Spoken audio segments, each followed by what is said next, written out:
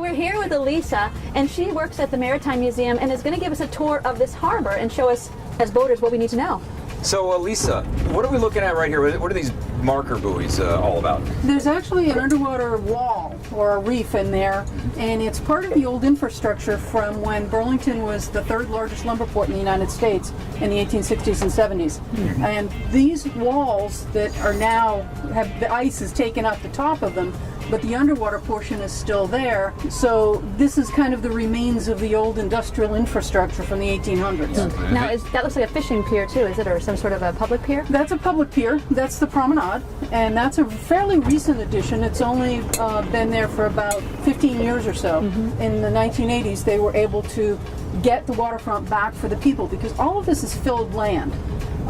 This used to be a sandy shore just gently sloping up to where the railroad tracks are, and all of that was filled in the 1800s for the commercial infrastructure, the industrial of the time. So is this a public marina? This is the Burlington Community Boathouse. It's actually styled after the old Lake Champlain Yacht Club that was here in the 1800s. Yeah, it looks like a yacht club. That eventually burned down and decayed. But in the 1980s, as part of the reclamation of the waterfront, a barge was brought in, and that's literally a boat.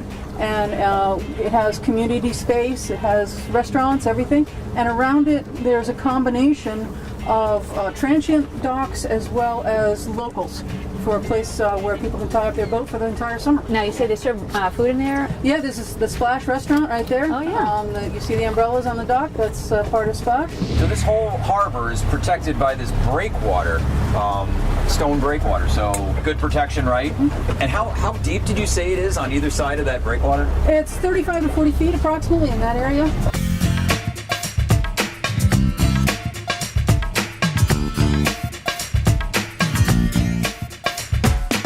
This is a big lake, and some pretty big storms come up. You have quite a fetch when it starts roaring out of the north. I mean, it stacks up 6-foot seas, someone was telling me. In Hurricane Floyd or Tropical Storm Floyd, we had 8-footers out here. Oh. These are steep waves. Yeah, so what's going on here? Dragon boats? Yep, these are dragon boats, Dragon Heart, Vermont, and it is usually a group of breast cancer survivors. Several thousand people will be coming and racing in heats. Different organizations all get together and raise money for breast cancer awareness and fighting breast cancer. Look at that.